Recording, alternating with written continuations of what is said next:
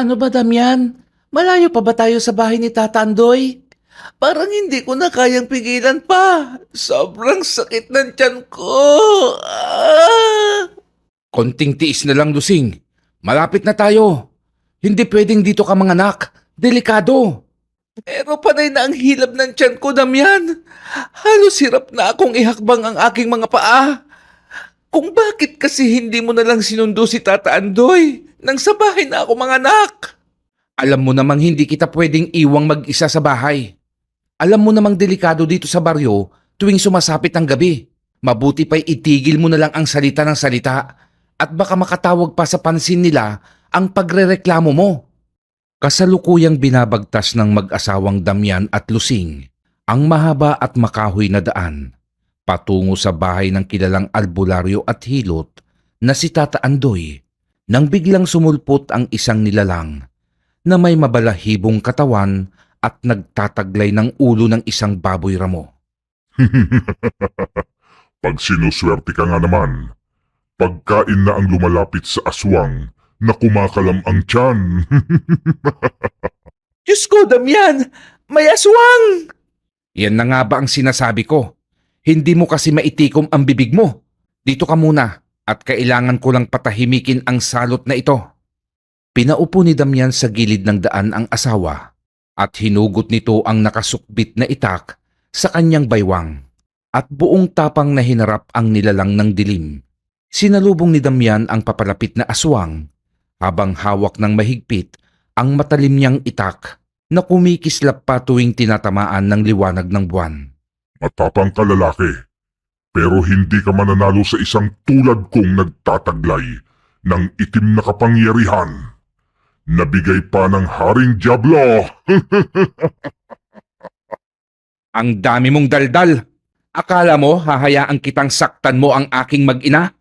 Dadaan ka muna sa butas ng karayom bago mo matikman ang sariwa naming dugo at laman. Oh, talaga? Pinapatawa mo naman ako. Pero sige, pagbibigyan ko ang kahibangan mo para naman pagpawisan ako bago ko wakwakin ang tiyan ng asawa mo at kainin ang malambot na laman ng iyong anak. Patakbong sumugod ng atake ang aswang na sinalubong naman iyon ni Damian. Nang magpang-abot sila ay agad na nagpakawala ng malakas na kalmot ang aswang gamit ang matatalas at matitigas nitong mga kuko. Ngunit hindi inaasahan ng aswang na kayang iwasan at salagin ni Damian ang kanyang mga atake. Nagulat din ito sa kakaibang lakas at liksi ni Damian. Paano mo nagagawang pantayan ang aking bilis at lakas? Hindi ka pang karaniwang lalaki. Yan ang hirap sa'yo. Masyado kang tiwala sa sarili mo bilang kampon ni Satanas. Barado siguro ang ilong mo at hindi mo naamoy ang tangan kong agimat. Muling nagpalitan ng atake ang dalawa at isang maling galaw ng aswang ang nagbigay kay Damian upang magawa niyang maitarak sa dibdib ng aswang ang kanyang itak. Nanlaki ang mata ng aswang at napatitig ito sa mga mata ni Damian. Ano? Hindi mo inaasahan na ang gabing ito ay ang huling gabi mo sa mundong ito, ano? Nagkamali ka ng kinursonadang biktimahin. Uwi ka ni Damian at mabilis niyang hinugot sa dibdib ng aswang ang kanyang itak at buong lakas na itinaga iyon sa liig ng nilalang. Dahilan upang humiwalay ang ulo nito sa kanyang katawan. Nagliyab ang katawan ng aswang at mabilis iyong naging abo na tinangay na lang ng hangin. Mabilis nang binalikan ni Damian si Lusing na noon ay hindi na maipinta ang muka sa sobrang sakit ng tiyan. Ilang sandali pa ang lumipas at narating din ng mag-asawa ang munting dampa ni Tata Andoy. Tata Andoy, si Damian ho ito. Manganganak na ho si Lusing.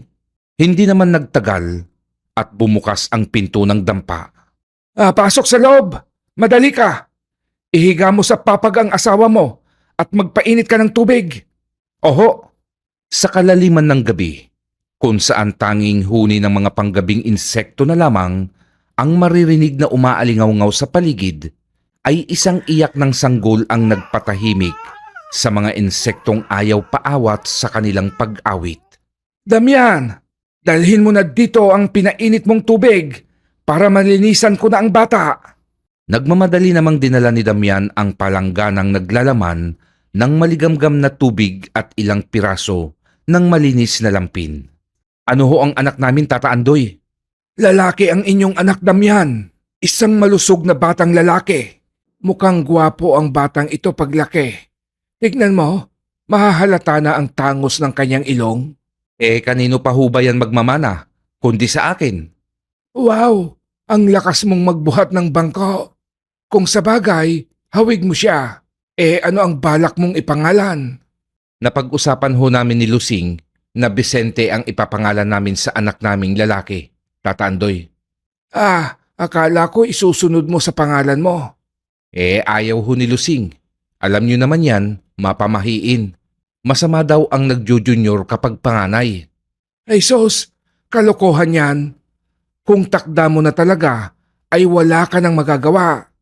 Siya nga pala, mabuti at walang humarang na aswang sa inyo. Meron ho, Tata Andoy. Ewan ko lang ho kung anong uri ng aswang yung humarang sa amin. Pero ayun, abo na lang siyang tinangay ng hangin. Akala niya siguro ay isang pipitsugin lang ang natiyempohan niya. O siya, maayos na ang mag-ina mo. Magpahinga na rin tayo at masyado ng malalim ang gabi. Bukas ay isasabay ko na kayo at tutungo rin naman ako sa bayan. Oho, Tata Andoy. Marami hong salamat. Kinabukasan matapos mag-almusal ay inihatid na sila ni Tata Andoy. Marami hong salamat, Tata Andoy. Eto ho, pagpasensyahan nyo na ho ito. Ay wala yon. O siya, tutuloy na ako. O Lusing, huwag mong kalilimutan ang bilin ko ha, na maglagay ka ng asin sa tabi ng bata. Lalo na kung wala sa bahay nyo si Damian. Alam mo naman ang mga halimaw pag gutom. Kahit umaga, ay sumasalisi ang mga yan. Oho, Tata Andoy. Marami hong salamat. Agad na rin pumasok ng bahay ang mag-asawa nang makaalis na si Tata Andoy.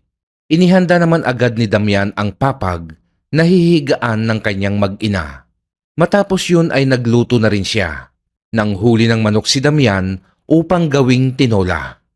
Isang mainam na ulam para sa bagong panganak dahil bukod sa nagpapalakas ito, ay nagbibigay din ng sustansyang sangkap sa gatas ng ina. O eto, kumain ka na at humigop ng sabaw habang mainit pa. Ako na muna ang titingin sa anak natin. Ano nga pala ang ipapangalan natin sa kanya? Diba sabi mo Vicente? Kaya yun ang ipapangalan natin sa kanya. Mabilis na lumipas ang taon at ngayon ay nasa 10 taong gulang na si Vicente o mas kilala sa kanilang baryo sa tawag na Enteng. Tay, aalis na naman kayo? Oo anak, kailangan ko kasing apurahing matapos ang inuuling ko sa bundok at malapit nang magtag-ulan. Ikaw na muna ang bahalang tumulong sa inay mo sa mga gawaing bahay. Huwag puro laro ang aatupagin mo ha at iwasan mong magpapaabot ng dilim sa lansangan kung ayaw mong maging pulutan ng mga aswang. Oho tay, siya nga ho pala. Nabalitaan niyo na bang patay na ang apo ni Cadencio? Yung apo niyang pilay? Opo, bali-balita ho, aswang ang pumatay. Ay, lintik talagang mga aswang yan. Uubusin yata ang tao dito sa San Quintina. Kaya ikaw, pag alam mong papalubog na ang araw, umuwi ka na. Opo, mag-iingat din po kayo sa bundok tay at huwag na rin kayong magpapagabi. Napangiti si Damian sa tinuran ng anak at hinaplos niya ito sa ulo. Matapos makumpleto ang mga gamit at baong pagkain ay umalis na ito. Habang abala sa pag-uuling si Damian, ay hindi niya napansin ang paglapit ng dalawang lalaki. Nagulat na lamang siya nang tapikin siya sa balikat ng isa sa mga ito, kaya mabilis ang kanyang pagpihit paharap sa likod. Nakakagulat naman kayo mga pare. Kanino ka nagpaalam para mag-uling sa lugar na ito ng gubat? Nagpaalam? Bakit? May nagmamay-ari na ba sa lugar na ito, maliban sa gobyerno? Huwag niyong sabihing taga-gobyerno kayo, dahil hindi niyo ako mapapaniwala. Wika ni Damian habang nagsasalitang nakikipagtitigan sa dalawang lalaking kaharap. Ngumisi naman ang isa habang seryosong nakatitig lamang sa kanya ang isa. Okay ka rin ano, prangka at matalim ang dila. Pero tama ka, Hindi kami taga-gobyerno, pero teritoryo namin ang lugar na ito. At ang sino mang mapadpad sa aming teritoryo ay hindi na nakakalabas ng buhay. Sa narinig ay bahagyang umatras si Damian at mabilis niyang hinugot ang kanyang itak. Bahagya ring napaatras ang dalawang lalaki sa naging kilos ni Damian. Mga pare, ayaw ko ng gulo. Naghahanap buhay ako ng maayos dito. Kaya kung maaari lang sana, ay lubayan niyo ako. Amoy ko kayo. At kung magpipilit kayo sa binabalak niyo, ay binabalaan ko kayong huwag niyo nang ituloy. Dahil pagsisisihan niyo lang ang inyong gagawin. Nagkatingin na naman ang dalawang kaharap ni Damian. At sabay na nagpakawala ang mga ito ng malalakas na pagtawa. At sabay ding sumeryoso nang ibalik nila ang tingin kay Damian. Seryoso ka ba sa sinasabi mo? O tinatakpan mo lang ang nararamdaman mong takot sa katawan? Ang mga katulad nyo ay hindi kayang itago ng pagbabalat kayo. Malinaw pa ang aking paningin at matalas pa ang aking pangamoy. Kasing talas ng hawak kong itak. Kaya kung ako sa inyo, ay umalis na kayo sa kagubatang ito. Pinapahanga mo kami sa pagtatapang-tapangan mo, lalaki. At bilib ako sa galing mong manakot. Pero pasensya ka na. Dahil ang aswang na kumakalam ang tiyan ay hindi mo basta lang matatakot. Sa pagwikang iyon ng lalaki, ay sabay na silang nagbago ng anyo. Bilang isang taong lobo, naglalaway ang mga itong nakatitig kay Damian at nakahanda na sila sa gagawing pag-atake. Ngunit bago pa sila makagalaw, ay animo dinaanan sila ng isang ipo-ipo na sa isang iglap ay bumagsak sa lupa ang putol-putol nilang mga katawan. Lintik naman talaga oh. Pagod na ako sa pag-uuling. Dadagdag pa kayo? Ay nako, madampot na nga lang ang mga piraso ng katawan ng mga aswang na ito at idagdag ko sa pagpapaapoy. Hindi antingero si Damian at hindi rin siya isang manunugis ng aswang. Ngunit may isang uri ng anting-anting siyang tangan na siyang nagbibigay sa kanya ng lakas at liksi ng pangangatawan. Isang agimat na ipinamana pa sa kanya ng ama niyang isang bantog na manggagamot sa Kabisayaan.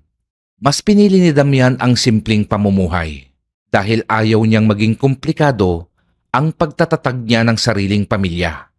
Hindi niya ipinagdadamot ang kanyang tulong, ngunit sa oras na nasa harap niya, ang taong inaatake ng aswang ay hindi niya ito pinababayaan. Inililihim din niya ito sa kanyang nag-iisang anak na si Enteng. Dahil hanggat maaari, ay ayaw niya na itong magmana sa anting-anting na nagpapasalin-salin sa kanilang pamilya. Sa pag-uwi ni Damian ay bit-bit nito ang 4 na sakong uling na kanyang inani upang ibenta sa bayan at ipambili ng mga pangunahing pangangailangan sa bahay. Inay!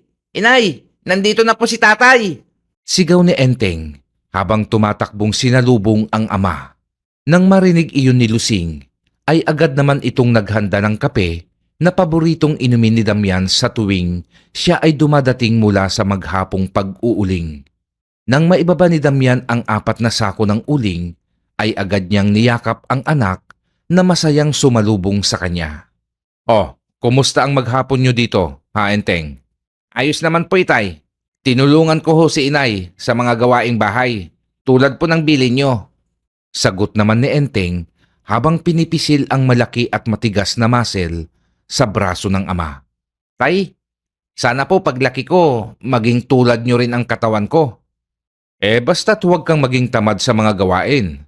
Sigurado kong lalaki rin ng tulad ko ang iyong pangangatawan. Halika na, umakyat na tayo ng bahay at naghihintay na ang iyong inay. At baka lumamig na ang kaping inihanda niya sa akin. Habang humihigop ng mainit na kape si Damian, ay naikwento niya sa asawa ang nakaengkwentrong aswang sa gubat. Sobrang talamak na talaga dito sa baryo ang pagdami ng aswang, Lusing. Nag-aalala ako sa kaligtasan niyo ng ating anak. Ano kaya kung mangibang lugar na lang tayo, Damian? At saang lugar naman tayo lilipat na hindi pinamumugaran ng aswang? Kung tutungo tayo sa Luzon, wala naman tayong kilalang matutuluyan. Baka mas mapahamak pa tayo sa mga taong naninirahan doon. Ay, ano nga ba ang maganda nating gawin? Hindi naman din kami pwedeng laging umasa na maipagtatanggol mo kami. Dahil kailangan mo rin maghanap buhay. Mamamatay naman tayo sa gutom kung lagi kang nakabantay sa amin. Basta't sumampalataya tayo sa Diyos at hindi niya tayo pababayaan. Uwi ka ni Damian at napahawak ito sa kanyang medalyon. Bagay na napansin naman ni Lusing. Ano nga pala ang balak mo sa iyong agimat? Talaga bang hindi mo yan ipapamana kay Enteng? Sa ngayon hindi ko pa alam. Pero mukhang kailangan ito ng ating anak eh. Bahala na. Ngunit kung minsan ang tadhana ay sadyang mapaglaro, kung ano ang iyong plano ay parang inililihis ka nito sa iyong pinapangarap. Isang katotohanang sitwasyon sa buhay kung saan dadaan ang isang tao sa pagsubok. At kahit sino man ay hindi kayang pigilan ang nakatakdang kapalaran. Dahil gagawa at gagawa ito ng daan upang matupad ang itinakda ng may kapal. Isang hapon pa uwi noon si Damian galing sa pag-uuling sa gubat at habang binabaybay niya ang masukal at makahoy na daan pa uwi, ay isang aswang ang namataan niyang nakaharang sa gitna ng daan. Matipuno ang pangangatawan ng nilalang at nagtataglay din ito ng maputi at mahabang buhok. Nakatayo lamang ito habang nakatingin sa kanya ng seryoso. Isang gabunan at mukhang ako talaga ang kanyang hinihintay. Bulong ni Damian sa sarili. Huminto siya sa paglalakad at ibinaba ang pasan niyang sako ng uling. Inupuan niya ang sako at nagkunwaring siya ay nagpahinga. Hinubad niya ang kanyang sombrero at ipinaypay iyon sa kanyang muka at pasimpleng tinitignan ang aswang sa kalayuan.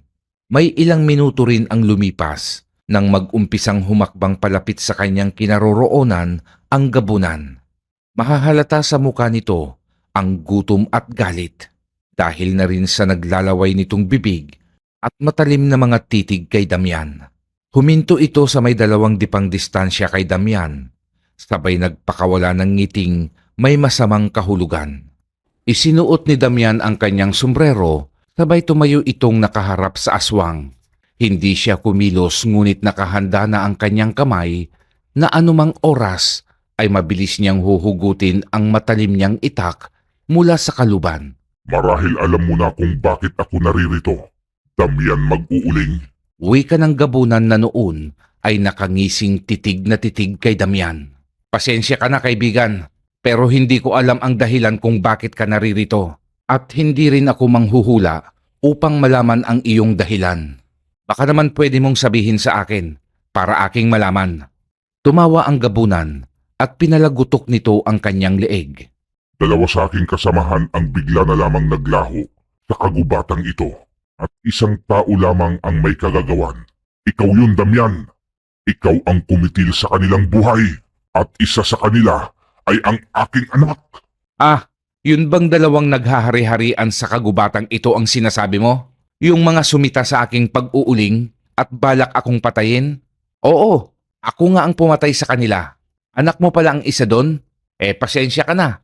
Masyado kasi silang mapusok, pero kulang naman pala sa kakayahang ipagtanggol ang mga sarili. Lalong nainis ang gabunan sa isinagot ni Damian.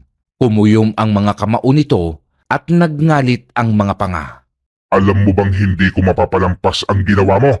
Buhay ang kinuha mo, kaya buhay din ang kukunin ko sa'yo. Kilala ko ang uri mo at alam kong hindi ka napapapigil. Kaya tigilan na natin ang daldalan at umpisahan na natin ang dapat tapusing usapan sa pamamagitan ng labanan. Sinugod ni Damian ang gabunan. Habang tumatakbo siya, ay hinugot niya ang kanyang itak. Ang gabunan naman ay nagbabago ng anyo habang sinasalubong si Damian.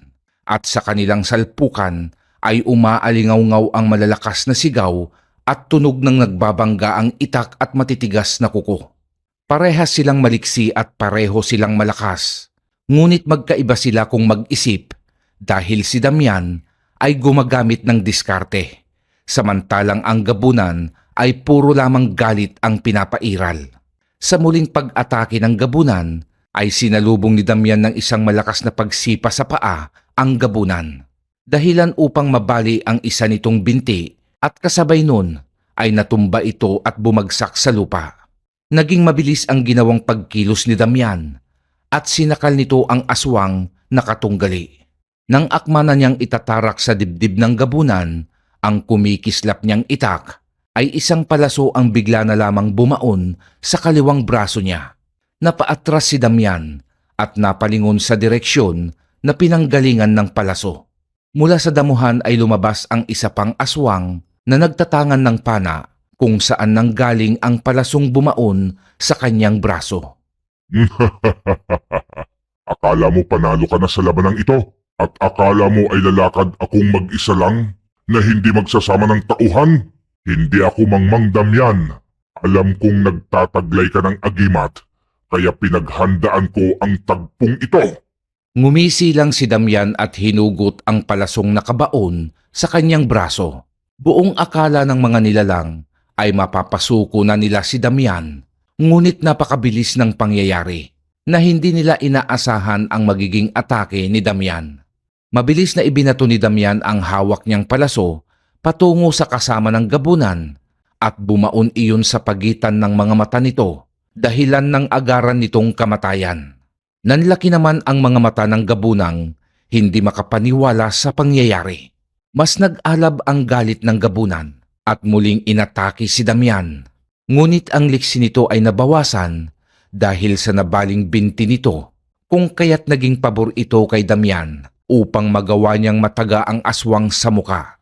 Paglapat ng itak ni Damian sa muka ng gabunan, ay napasigaw ito ng sobrang lakas na naging dahilan upang mabulabog ang mga nakahapon at nagpapahingang mga ibon sa mga punong kahoy. Muling umamba ng pagtaga si Damian, ngunit bago niya pa mailapat ang kanyang itak, ay isang malakas na pagkalmot ang pinakawalan ng nilalang. Bumaon ang matutulis nitong kuko sa dibdib ni Damian na umabot hanggang sa tiyan nito. Bukod sa kalmot, ay nasundan pa iyon ng malakas na suntok na pinatama ng gabunan sa sikmura ni Damian. Sa lakas ng suntok na pinakawalan ng nilalang, ay bahagyang napaatras at napaluhod si Damian sa lupa. Ramdam niya ang kirot ng kanyang sugat at sa pag-angat ng kanyang ulo ay wala na sa kanyang harapan ang katunggaling aswang.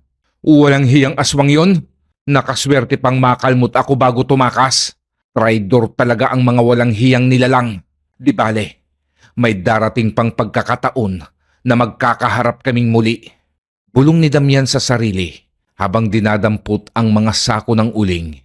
Nang makarating siya ng bahay, ay muling sumalubong si Enteng. Ngunit natigilan ang bata nang makita ang punit at dugo ang damit ng ama. At lalo pa itong natakot nang makita ang mahaba at may kalalimang sugat ng ama. Nay! Si Itay may malaking sugat! Nataranta naman si Lusing nang marinig ang isinigaw ng anak. Agad niyang iniwan ang paghuhugas ng kaldero at tumungo sa sala kung saan nakaupo ang mag-ama.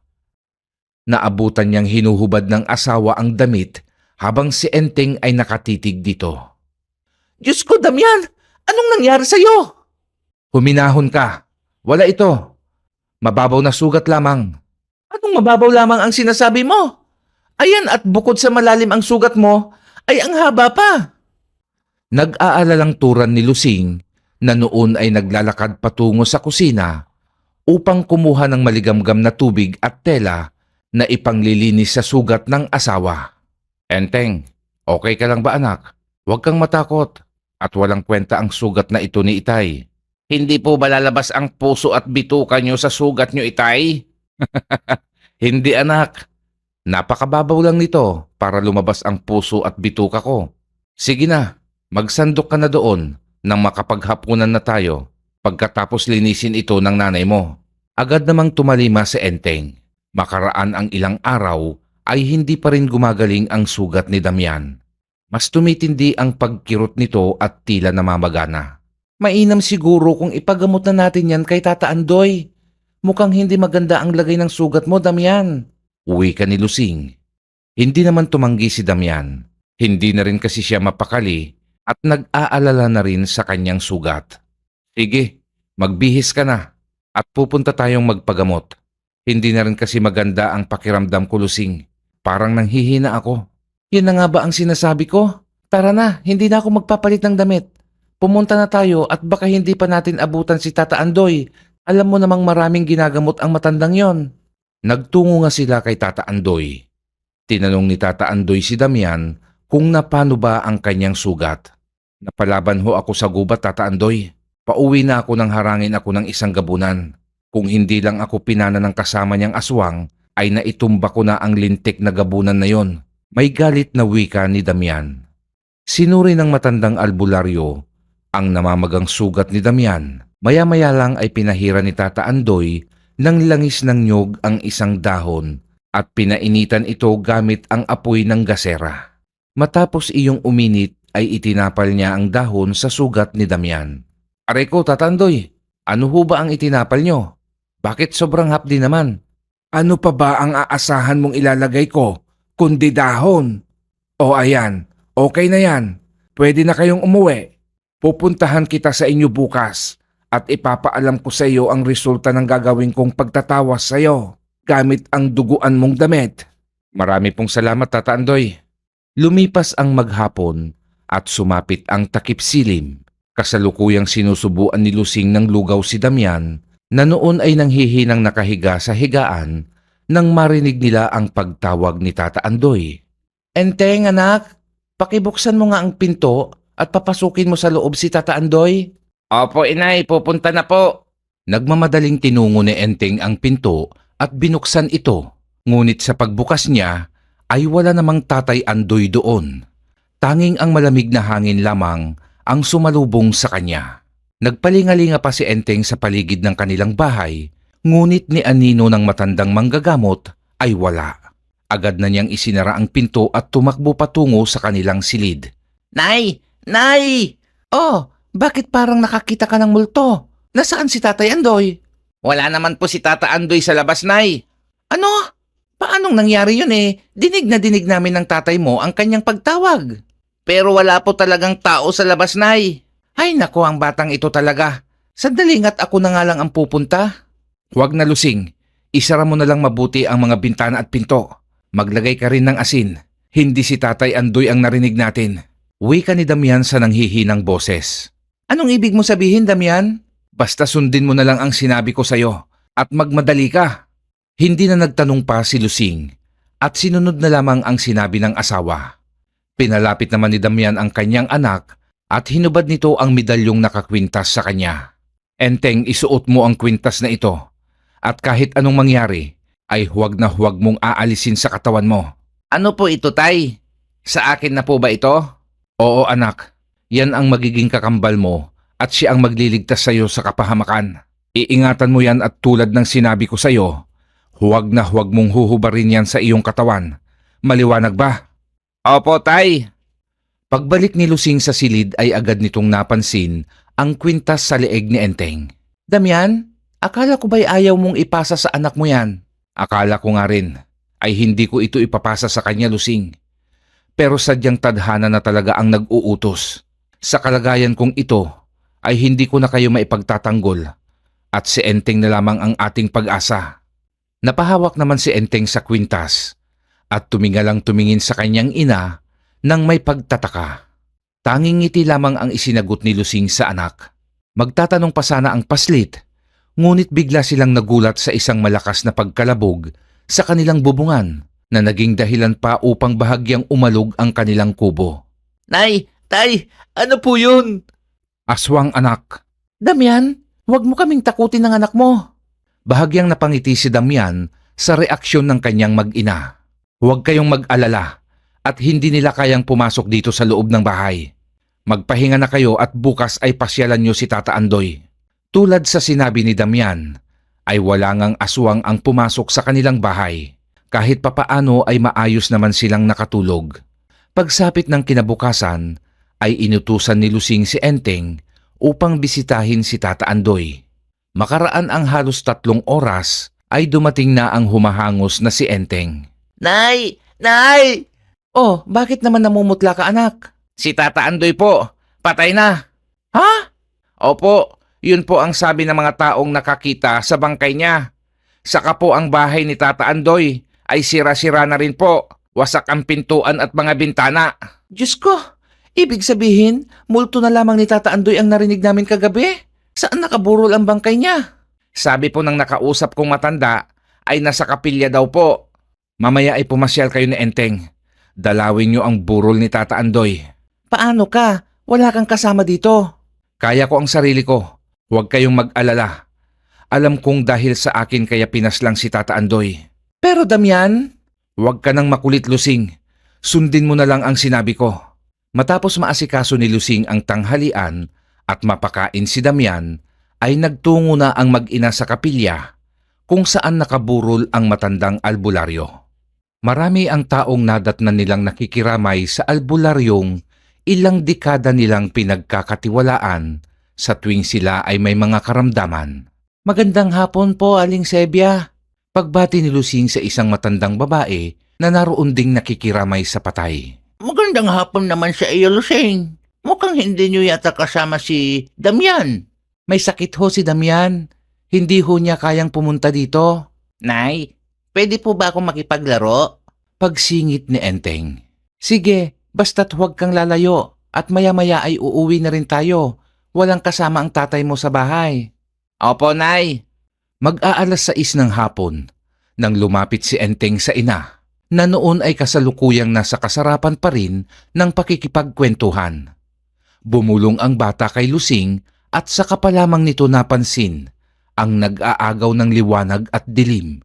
Agad na itong nagpaalam sa kausap at mabilis na silang umuwi. Sa kanilang paglalakad ay kapansin-pansin na wala ng tao silang nakakasalubong o nakakasabay man lang. Napakalinis noon ng kalsada. Tanging mga aso lamang ang kanilang nadadaanang naglalaro. Bakit po kaya napakatahimik, Nay? May aswang po kaya? Manahimik ka nga, Enteng. Ganitong natatakot na nga ako, magsasabi ka pa ng ganyan. Bilisan mo na lang ang maglakad nang makauwi na tayo at ang tatay mo hindi pa yung kumakain. Makalipas ang ilang minuto ay muling nagsalita si Enteng. Nay, bakit po umiinit ang kwintas na bigay ni Itay? Ano po bang klaseng kwintas ito? Ang hapdi po sa balat. Agad na sinilip ni Lusing ang kwintas sa loob ng damit ni Enteng at nakita niya itong bahagyang naglalabas ng liwanag. Napaantanda si Lusing at halos hilahin na nito ang anak sa bilis ng ginagawa niyang paglalakad. Halos kainin na ng dilim ang paligid at ang mga kuliglig ay panakanakanang humuhuni.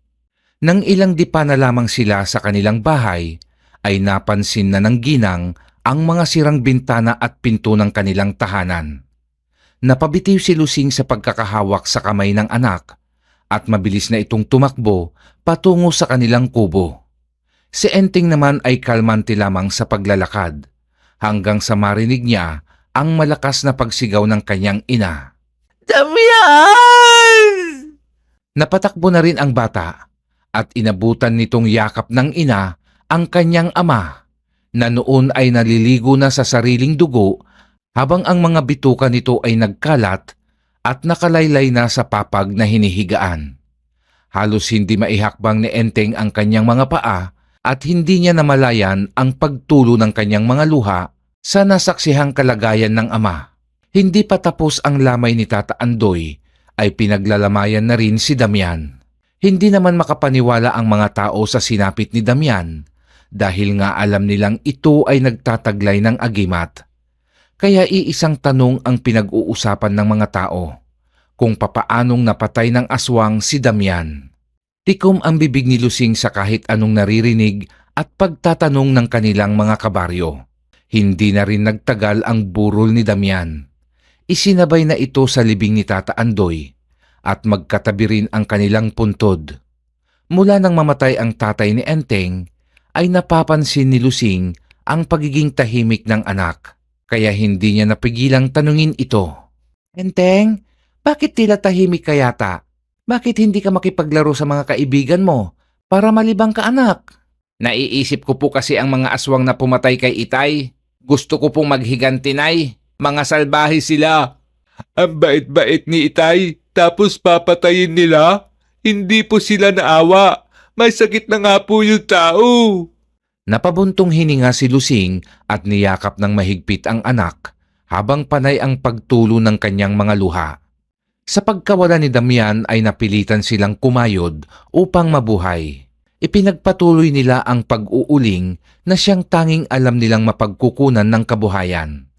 Hindi sila sa bundok nagluluto ng uling.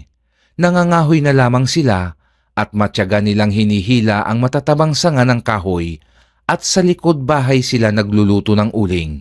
Isang araw ay mag-isang nagtungo si Enteng sa bukana ng gubat upang manguha ng kahoy nang makasalubong nito ang isang lalaki. Tumatakbo ito at duguan at may mga kalmot ng matatalas na kuko sa muka. Kuya, napano po kayo? Pagtatanong ni Enteng. Bata, tumakbo ka na. Paparating na ang mga aswang. Sila ang humahabol sa akin. Halika na. Huwag ka nang tumuloy dahil mamamatay ka lang. Nanlaki ang mga mata ni Enteng. Nang akma na rin sana siyang tatakbo, ay 2 aswang ang humarang sa kanilang daan. Akala mo makakatakas ka pa sa amin? Wow! May kasama ka pang bubuit. Ayos! Tiyak na magiging masaya ang tribo namin ngayong gabi. Agad na niyakap ng lalaki si Enteng, hindi upang protektahan ang bata, kundi gawing pansalag ito sa pag-atake ng mga aswang. Salbahe ka, kuya. Ikaw itong matanda, ikaw ang magtatago sa likod ko. Pasensya ka na bata, pero nais ko pang mabuhay. At sa palagay mo mabubuhay ka? Pag pinansalag mo ang kutong lupang yan, parehas kayong magiging hapunan namin. Sa hindi maipaliwanag na dahilan, ay naramdaman na lang ni Enteng ang kusang pagkilos ng kanyang kamay. Anong nangyayari sa akin?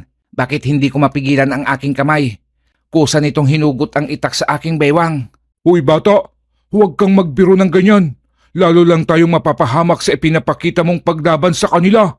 Itigil mo yan. Kusa lang ho ito, kuya. Parang may nagpapagalaw sa kamay ko. Abat matapang ka bata. Nais mong lumaban?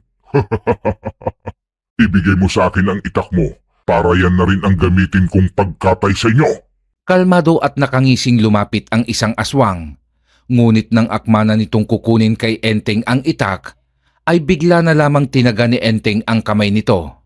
Napasigaw ang aswang at napaatras ito, lalo na nang makita niyang naputol ang isa niyang kamay. Lintik kang bata ka. Pinutol mo ang kamay ko. Hindi ko po sinasadya. Kusang gumagalaw ang kamay ko. Uwi ka ni Enteng. Sira ba ang tuktok mong bata ka? Pwede bang kumilos ng kusa ang kamay mo kung hindi mo papakilusin? Kuya, atakihin na natin ang sabay ang mga ito. Sa akin ang batang yan at sisipsipin ko ang kanyang utak. Agad na ngang umatake ang magkapatid na aswang, ngunit bigla naman silang sinalubong ni Enteng. Napakaliksi nito at tila bihasang-bihasa na sa pakikipagdigma sa mga kampon ng dilim. Napanganga na lamang ang lalaking sugatan sa ginawang pakikipaglaban ni Enteng. Hanggang sa lumipas ang halos 2 minuto ay gutay-gutay na ang mga nilalang. Habol hininga naman si Enteng at bumagsak ito sa lupa na walang malay. Agad naman siyang dinaluhan ng lalaki. Binuhat nito ang bata at mabilis nang nagtungo sa baryo. Dahil sa hindi naman ito kilala ang mga magulang ni Enteng, ay nagpasya itong sa barangay niya dalhin. Oh, anong nangyari? Bakit duguan ka? At bakit walang malay ang batang ito? Anong ginawa mo sa kanya? Inatake ho kami ng aswang sa gubat, Kapitan. At ang batang ito ang nagligtas sa akin. Napakahusay po niya at napakalakas. Ano? Teka nga't, parang kilala ko ang batang ito. Sabi ko na nga ba, anak ito ni Lusing. Taga saan ka ba, lalaki? Sa kabilang baryo ho, Kapitan. Nangangaso ho ako nang bigla akong atakihin ng 2 aswang at sa pagtakas ko ay nakasalubong ko ang batang ito. Ganun ba? Sige, umuwi ka na. At kami nang bahalang maghahatid dyan sa bata. Tiga rito yan at kilala ko ang kanyang magulang. Salamat ho, Kap. Sige ho, aalis na ho ako. Matapos makaalis ng lalaki, ay inihatid na rin nila Kapitan si Enteng. Halos himatayin din si Lusing nang makita nitong karga ng isang tanod ang walang malay niyang anak. Huminahon ka, Lusing, at buhay ang iyong anak. Nawalan lang siya ng malay. Ano ho bang nangyari sa kanya, Kapitan? Ipinaliwanag ng Kapitan kung ano ang kwento ng lalaki sa kanila. Matapos maipasok sa bahay si Enteng, ay nagpaalam na rin ang mga kawani ng barangay. Ilang sandali pa at nagkamalay na rin si Enteng. Agad itong nanghingi ng inuming tubig at nagkwento na rin ito sa ina. Doon ipinaliwanag ni Lusing ang isang lihim na ayaw sana nilang maisalin sa kanya at maging ang suot niyang medalyon ay ipinaliwanag na rin ni Lusing sa anak. Imbis na matakot ay natuwa si Enteng at sumilay sa labi nito ang isang ngiti. Umayos ka, Enteng. Alam ko ang iniisip mo.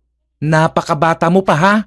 Si inay naman, talagang napaka-advance mo talagang mag-isip. Ang balita ay may pakpak at ang lupa ay may tenga. Isang makatotohanang kasabihan na noon pa man ay umiiral.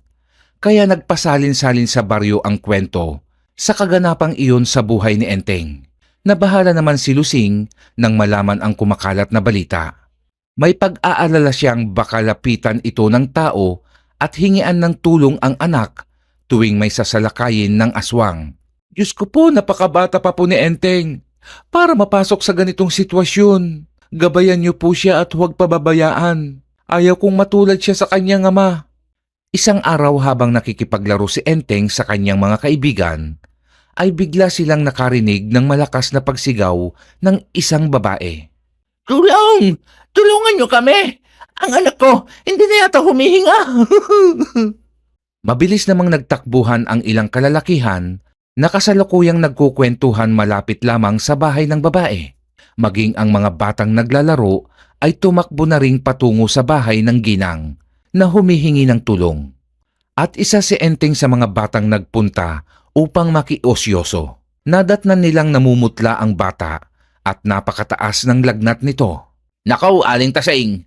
Napakataas ho ng lagnat ng inyong anak. Kailangan siyang madala sa manggagamot. Kaninong manggagamot ko siya dadalhin? Wala na si Andoy. Sa kabilang baryo ho. Yung lolo ng kaibigan ko. Marunong ho yung manggamot. Pwede niyo ba akong samahan dalhin doon ang aking anak? Pakiusap. Wala hong problema, Aling Tasing. Mabilis namang tugon ng lalaki at binuhat na nito ang bata. Mabilis na silang nagtungo sa kabilang baryo sakay ng isang kariton na hila ng kalabaw ni Mang Doro. Nang makarating sila sa kabilang baryo, ay agad namang sinuri ng albularyo ang bata sa pamamagitan ng tradisyonal na pagtatawas. Ilang minuto lang ang lumipas ay napapailing ang matandang manggagamot na mahahalata ang takot sa mukha nito. Pasensya na, Tasing. Hindi ko kayang pagalingin ang iyong anak. Bakit ho, Tatang? Ano ho ba ang sakit ng aking anak? Wala siyang sakit, ngunit binabantayan siya ng isang nilalang at unti-unti siyang pinapahina hanggang sa kunin na niya ang buhay ng bata. Ano hong nilalang iyon, Tatang? Maligno ho ba? Isang aswang ang gabi-gabing dumadalaw sa bata. Bakit, Taseng? Wala ka bang nahahalata sa paligid ng inyong bahay tuwing gabi? Wala naman ho, pero maliban na lang ho sa isang asong itim na madalas kong mapansin sa tapat ng aming bahay, sa ilalim ng punong santol namin. Nakaupo lang iyon at nakatanaw kung saan ang silid naming mag-ina. Iyon ang aswang na naghahangad sa iyong anak. Kailangan nang mapuksa agad ang aswang na iyon dahil maaaring anumang oras ay kukunin na nito ang iyong anak. Diyos ko, hindi niyo ho ba maaaring itaboy o patayin ang aswang na iyon? Pasensya ka na. Limitado lamang sa panggagamot ang aking kakayahan. Kung may kilala kayong manunugis, ay yun ang lapitan niyo. Dahil sila ang nagtataglay ng mga agimat na kayang tapatan ang lakas ng ganitong uri ng nilalang ng dilim. Pasensya na kayo kung hanggang dito na lamang ang kaya kong itulong. Wala nang nagawa sina Aling Tasing kung di iuwi na lamang ang anak. Bakas sa mukha nito ang lungkot at takot. Habang nasa daan sila ay naalala ng lalaki si Enteng. Bakit hindi niyo subukang lapitan yung anak ni Lusing? Magaling daw yung makipaglaban sa aswang. Yun ho ang sabi ng isang tanod ni Kapitan. Pero napakabata pa noon. At isa pa, baka hindi yun payagan ni Lusing. Wala naman hong masama kung susubukan niyo. Malay niyo lang ho kung pagbigyan kayo. Imbis na dumiretso ng bahay, ay sa bahay nila Lusing nagtungo ang mga ito. Aling Lusing! Tao pa! Aling Lusing! Pagtawag ng lalaki. Nandyan na, sandali lang. Tugon ni Lusing na noon ay nagmamadaling papunta sa bintana. Sa kanyang pagdungaw ay nakita niya ang kariton kung saan nakasakay si Aling Tasing. Kalong ang nanghihina nitong anak. Bakit ho? Ano pong kailangan nila? Aling Lusing, naisa na kayong makausap ni Aling Tasing. Importante lang ho sana. Muling napatingin si Lusing kay na Aling Tasing. Ay, sandali lang ho at mananaog ako dyan. Nanaog ng bahay si Lusing at lumapit ito kay Aling Tasing. Ano bang maipaglilingkod ko sa iyo, Tasing? Lusing, ang anak ko ay nais daw kunin ng aswang. Si Enteng, nabalitaan namin ang kanyang ginawang pagpatay sa aswang. Baka maaari niyo naman kaming matulungan na iligtas niya ang aking anak. Pero Tasing, napakabata pa ng aking anak. Ayaw kong mapahamak si Enteng. Baka may iba pang maaari niyong lapitan. Lusing, nakikiusap ako. Alam namin naman na ni Enteng ang agimat ni Damian. Alam namin na ang agimat lamang na tangan ng iyong anak ang makakagapi sa aswang. Sana unawain niyo rin ako. Bilang ina, ayaw ko ring mapahamak ang aking nag-iisang anak. Alam kong alam mo na hindi kayang gapiin ng aswang si Enteng dahil sa malakas nitong anting-anting. Kaya nakikiusap ako sa iyo, Lusing. Natulungan mo kami. Alam kong nauunawaan mo ang aking nararamdaman bilang ina. Huwag mo naman sanang ipagkait ang tulong sa tulad namin. Nay, gusto ko po silang tulungan. Enteng, huwag kang mag-alala, inay. Alam kong ginagabayan ako ni Itay. At tama naman po ang sinabi nila na tanging ang anting-anting na ipinamana sa akin ni Itay ang may kakayahang talunin ang mga aswang. Kaya wag na ho kayong matakot at hindi po ako mapapahamak. At paano ka nakakasiguro? Kung ang iyong ama nga ay napahamak, ikaw pa kayang kabata-bata mo pa? Inay, maaatim mo ba na hayaan na lamang mawalan ng buhay ang isang batang walang kalaban-laban sa kampo ng kadiliman? Natatandaan niyo po ba ang sabi ni Itay? Na ayaw sana niyang ibigay sa akin ito, pero tadhana na ang nagpasya. Ibig sabihin, inay, pinili ako ng anting-anting upang magbigay ng tulong sa mga nangangailangan. Kaya sige nanay, pumayag ka na. Saglit na napatulala si Lusing sa tinuran ng anak. Hindi kasi niya inaasahan ang sinabing iyon ni Enteng. Pakiwari ni Lusing ay hindi 10 taon lamang si Enteng sa mga sandaling iyon. Muli siyang napatingin kay Aling Tasing na noon ay walang tigil ang pagluha habang yakap ng mahigpit ang anak. Pasensya ka na, Tasing. Tulad mo ay natatakot din akong mawalan ng anak. Pero si Enteng na mismo ang nais kayong tulungan. Kaya hindi ko na ipagkakait ang tulong na hinihingi nyo. Salamat, Lusing. Salamat, Enteng. May ngiting wika ni Aling Tasing. Sige po, Aling Tasing. Umuwi na po kayo. At ikalma na ang inyong sarili. Ako na po ang bahala sa aswang na yon. Salamat, Enteng. Umuwi na nga sina Aling Tasing. Baon ang pangako ng isang batang sisibol na tagapagligtas at tagapagpagaling ng sakit sa baryo San Quintin. Pagsapit ng takip silim ay naghanda na si Enteng. Sigurado ka ba sa desisyon mong yan, Enteng? Pwede ka pang umurong, anak. Inay, hindi po ako maaaring umurong. Hindi ko po pwedeng baliin ang aking pangako. Isang buhay po ang nangangailangan ng tulong ng agimat at kailangang gampanan ko po ang aking tungkulin na tulungan ang mga nangangailangan. Huwag ka nang mag-alala, inay, at pangako, uuwi po akong ligtas. Yaman rin lang na hindi ka napapipigil. Ay mag-iingat ka, anak. Mababaliw ako kung pati ikaw ay mawawala sa buhay ko. Hindi po mangyayari yun, inay. Ito na rin po ang pagkakataon ko para maipaghiganti ang Itay. At bago manaog ng bahay si Enteng, ay pinahiran pa nito ang luha ng nag-aalalang ina at niyakap ito ng mahigpit. Pangako, inay, babalik akong buo at humihinga. Nanaog na si Enteng ng bahay at tinungo ang bahay ni Aling Tasing. Baon ang tapang at layuning makapaghiganti sa mga aswang na kumitil sa buhay ng pinakamamahal niyang ama. Si Lusing naman ay sinimulang sindihan ang 2 kandila sa harap ng kanilang altar. Lumuhod ito at nagsimulang manalangin para sa kaligtasan ng kanyang anak. Sa mga oras na iyon ay tahimik na ang paligid sa Baryo San Quintin. Tanging kuliglig at mahinang tunog ng radyo na lamang ang maririnig. Habang si Enteng ay naglalakad, nakahawak naman siya sa kanyang medalyon at nagdadasal. Maliban sa bata, ay wala ka nang makikitang tao sa labas. Ang mga taga San Quintin kasi ay iwas nang lumabas ng kanilang tahanan sa oras na lumatag na ang dilim ng gabi. Bago siya makarating sa bahay nila Aling Tasing, ay nakarinig siya ng ilang asong nagpapakawala ng nakakakilabot na pag-alulong. Isang tanda na ang mga ito ay nakakakita o nakakaramdam ng hindi pangkaraniwang elemento na tanging sa gabi lamang lumalabas at sumasalakay.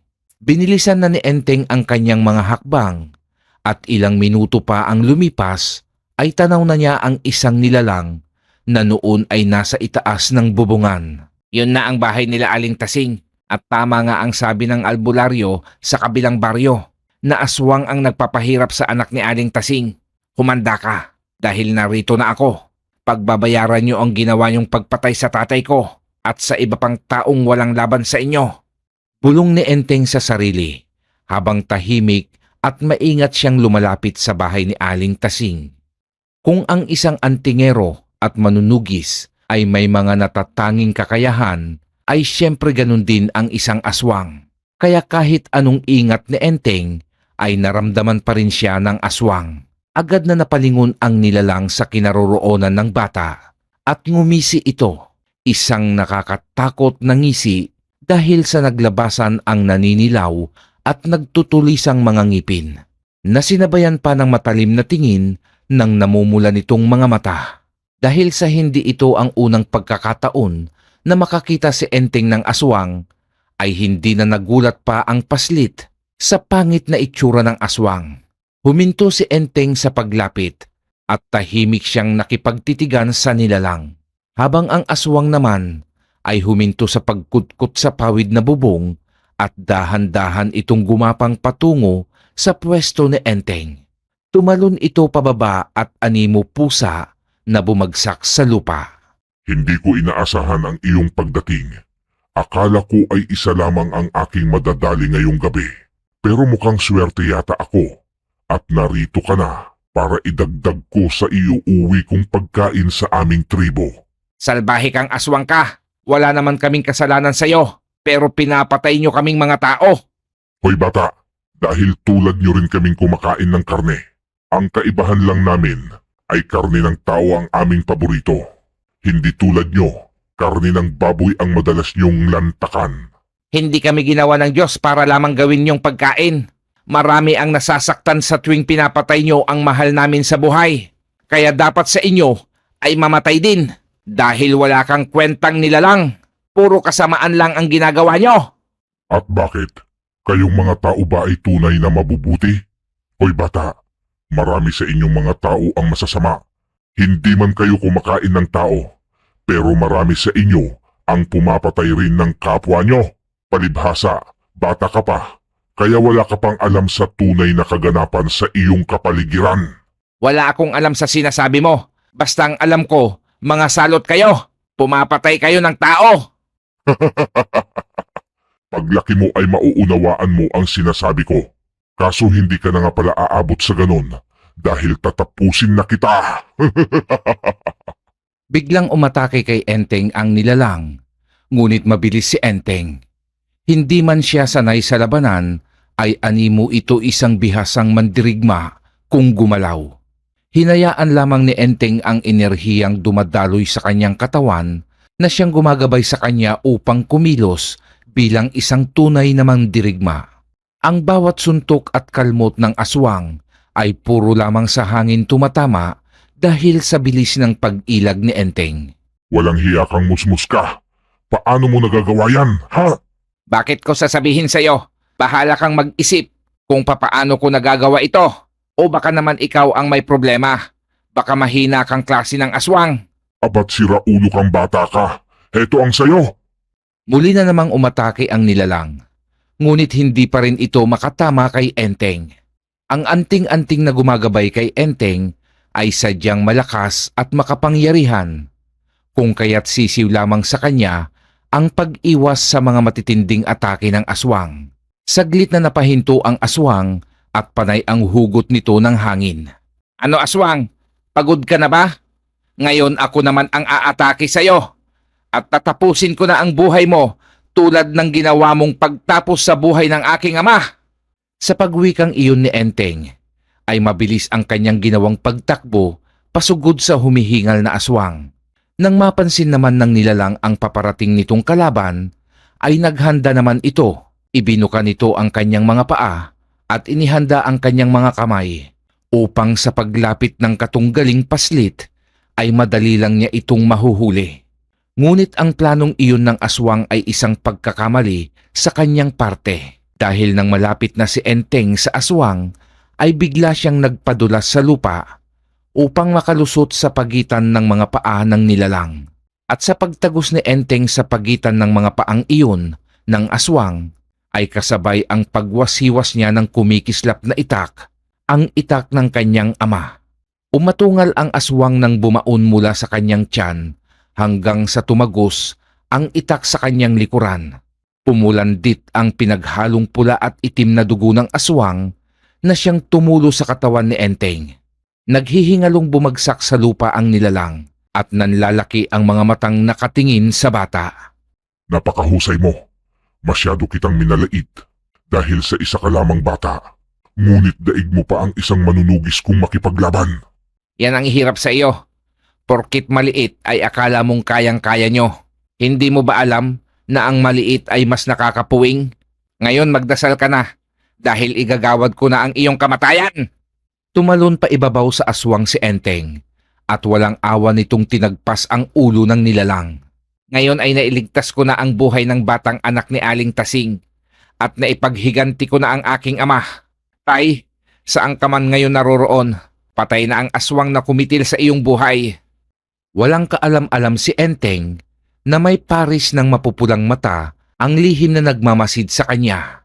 Mula sa madilim at masukal na bahagi ng bakuran ni Aling Tasing ay isang aswang ang kasalukuyang nagngingit-ngit at may makahulugang ngiti ang nagkukubli. At ito ay ang aswang na nagtataglay ng malaking peklat sa muka, ang gabunang pumatay sa kanyang ama. Ikaw pala ang anak ni Damyang mag-uuling. Huwag kang matuwa bata, dahil hindi pa dito nagtatapos ang lahat. Hintayin mo ang balik ng aking paghihiganti. Aling Tasing, tao po. Si Enteng po to. Bumukas ang bintana ng kubo at dumungaw si Aling Tasing. Laking gulat nito nang makitang naliligo ng dugo si Enteng. Naku, iho! Anong nangyari sa'yo? Ayos ka lang ba? Ayos lang po ako, Aling Tasing. Sasabihin ko lang po na patay na ang aswang na nais biktimahin ang iyong anak. Kaya mapayapa na ho kayo ngayon. Sige po, uuwi na po ako at siguradong si inay ay nag-aalala na rin. Maraming salamat, Enteng. Hulog ka ng langit sa sangkintin. Pagpalain ka ng Diyos. Pagdating ni Enteng sa bahay, ay agad siyang sinalubong ni Lusing. Halos himatayin ito nang makitang puno ng dugo ang katawan ng anak. Hindi ko po ito dugo, inay. Dugo po ito ng aswang na napatay ko. Naipaghiganti ko na po ang itay at nailigtas ang anak ni Aling Tasing. Diyos ko, akala ko ay napahamak ka na. Umakyat na tayo ng bahay at maglinis ka na ng katawan mo. At sobrang baho mo, anak. Ang lansa mo. Nagtatawanan silang mag-ina habang pumapasok sa munti nilang tahanan. At mula sa dilim ay naroon na namang nakamasid ang gabunan at sumilay sa mga labi nito ang isang nakakakilabot na ngiti. Habang nagtatawanan ang mag-inang Lusing at Enteng, ay galit na nagmamasid sa kanila ang gabunang nakaengkwentro noon ni Damian. Maghanda ka batang paslit. Ngayong alam ko na ang iyong tirahan ay ipapalasap kong muli sa iyo ang pait at sakit na naramdaman mo noon sa iyong ama. Sa ngayon ay magpakasaya kayo at sa darating na mga araw ay hindi nyo na yan magagawa. Bulong ng gabunan at naglaho na ito sa kadiliman. Kinabukasan sa baryo Sang Quintin ay muling umugong ang kabayanihan ni Enteng. Walang laman ang usapan ng mga tao kundi ang gabing sinagupan Enteng ang aswang na nagnanais biktimahin ang anak ni Aling Tasing.